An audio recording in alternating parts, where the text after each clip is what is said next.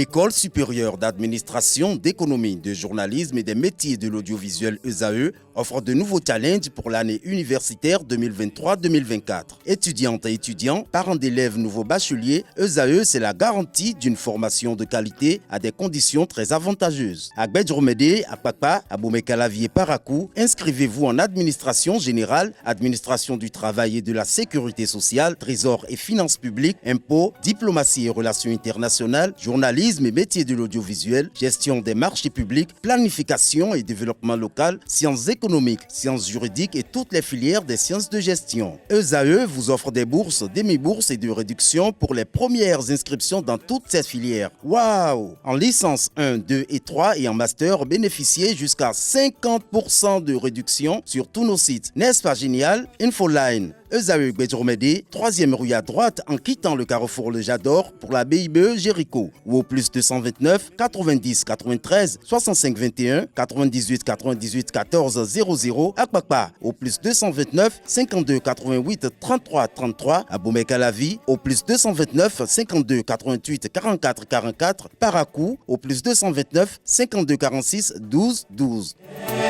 ESAE, l'excellence à un an. Bon, la montée du terrorisme au nord du Bénin et dans les pays du Sahel peut avoir plusieurs raisons à mon humble avis. D'abord, peut-être d'autres peuvent dire les tensions politiques également peuvent être à la base. Et mis à part cela, il y a le fait que aujourd'hui, avec la gangrène économique, plusieurs jeunes se laissent y aller et tenter au banditisme. Et facilement, les âmes sont repérées pour les corrompre de devenir également les terroristes, les djihadistes. Nous sommes toujours à la recherche des gains faciles. En vue les dégâts que ce thème terrorisme crée dans le monde entier, bon, selon moi, je dirais que bon, c'est un conflit dans les pays qui crée ce dégât-là. Donc, affaire de terrorisme, selon moi, c'est parce qu'il n'y a pas d'entente entre les pays. On va parler de la sécurité au niveau de nos frontières. On ne sait pas si nos soldats d'ici sont équipés en termes de matériel pour pouvoir empêcher cela. Et comment se passe la surveillance au niveau des frontières, on ne sait pas. La religion islamique ne conçoit pas ça. Aucune partie du Coran ne dit ça aussi. C'est de la malcompréhension. C'est les gens qui traduisent mal ça. Ils disent que c'est des musulmans qui le font, mais c'est pas ça. Aujourd'hui, ce qui se passe à faire de terrorisme, est-ce qu'ils font ça pour la religion? Ce n'est pas pour la religion.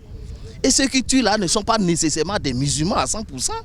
Il y a des chrétiens dedans. Mais celui qui les a dit d'aller faire, c'est ce qu'il leur a dit de dire.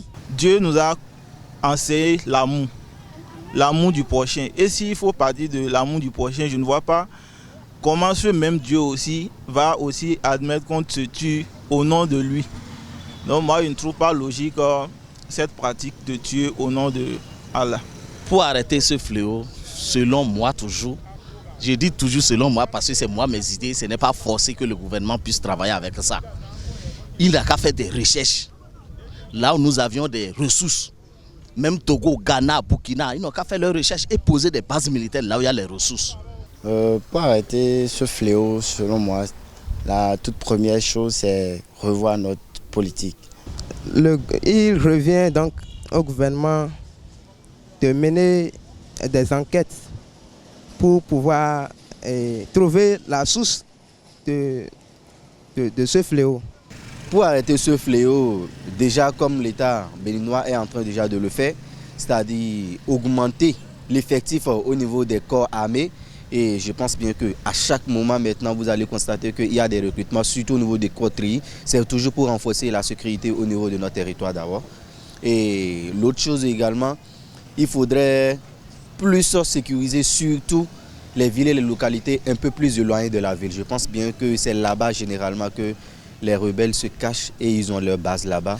Et contrôler également les frontières, qu'on augmente la sécurité au niveau des frontières, puisque même pour armer les terroristes aussi, il faudrait forcément que ça passe par nos ports et autres. Donc, renforcer la sécurité, je pense que c'est la meilleure solution.